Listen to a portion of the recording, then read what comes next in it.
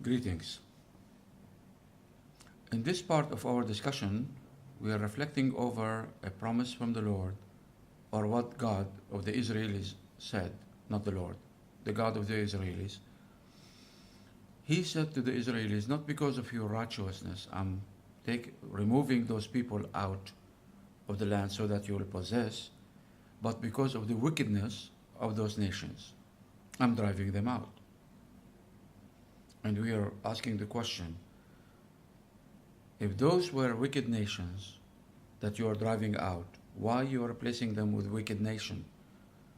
If you bring righteous nation to replace them, we will understand. This is a good act.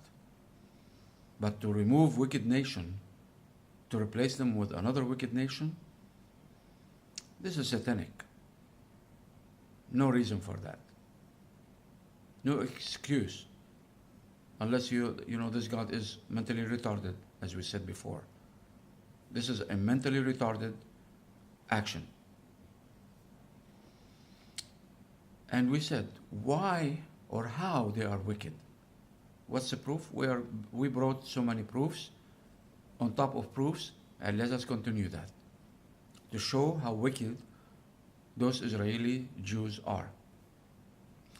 The book of Exodus, chapter 21, verse 20, 21:20, it says, anyone who beats their male or female slave with a rod. So here,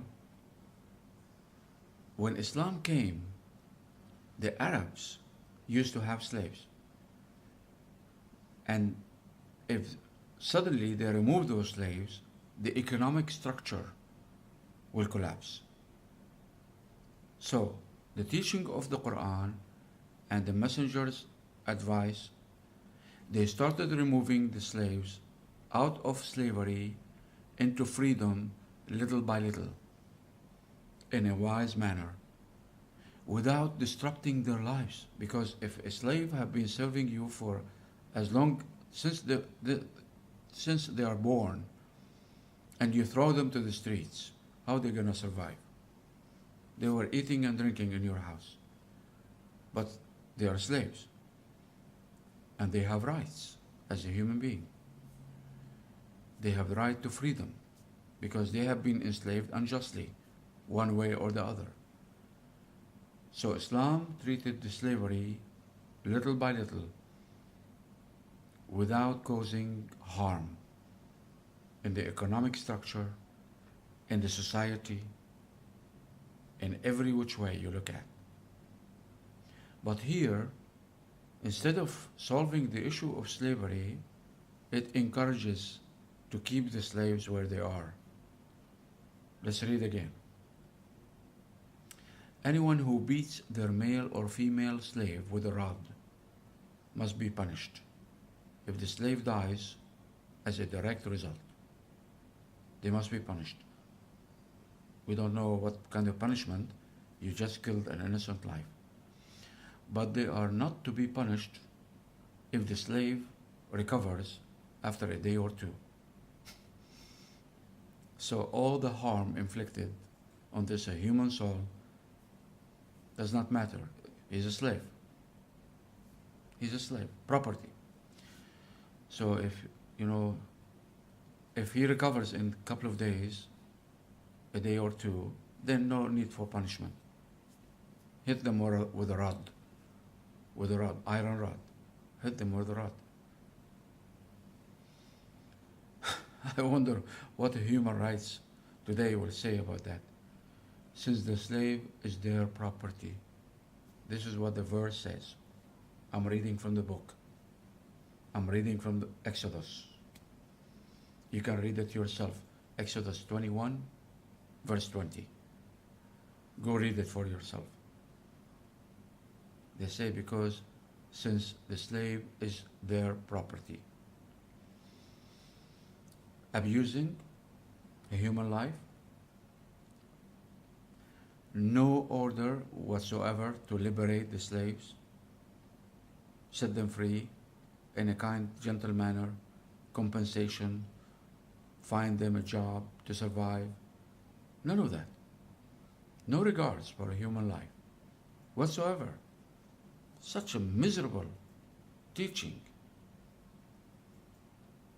And on top of that, if you hit them with a rod, hit a human soul with a rod,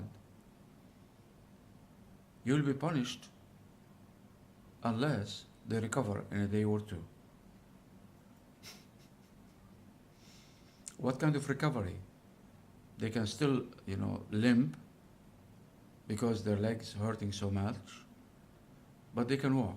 So, recovery. They can still move their hand up and down. They cannot grab anything with their hand, but this is recovery. Oh, the hand is moving. Recovery. So no punishment for insulting that human soul, for the miserable action of hitting a human soul with a rod. Why? This is God now.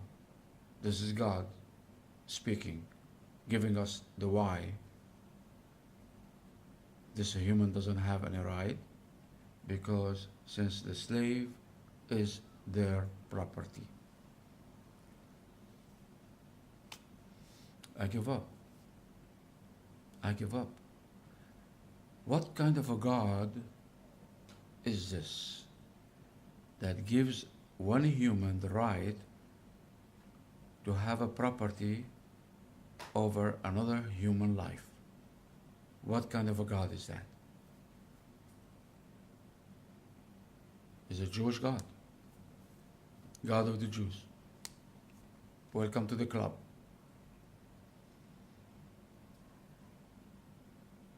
This is a God giving you, as a human being, the right to own another human being as your own property. And the stupid in the West who attack Islam, they think that Muslims treat their wives, the women in their society, as property, while Quran is the best book under the heaven to give equality between males and females, equally alike. But any injustice done in the Muslim world from males against females is done according to rituals of the society, rotten rituals, has nothing to do with the Quran. Nothing to do with the Quran. And this issue of beating the woman in the Quran, it has so much more detail to it. Don't take it out of context to make it sound bad. It is not. It is beating the wife who insists on committing adultery or going bad, with all the advices, with all the methods trying to prevent that. But she insists like a devil. So there is so much to the story. Not just, he enters from the door and beat his wife. It's not like that. And they are not supposed to treat women as property, but on equal level, males and females alike, according to Quran. And when Allah says, there is a slight difference, one step, daraja, one step, difference between them. In what? In the old days, the male used to go to work to put bread on the table and clothing to the children and everything the house needs. So this is how they are preferred over females. But today females are working like the male, so this privilege is gone.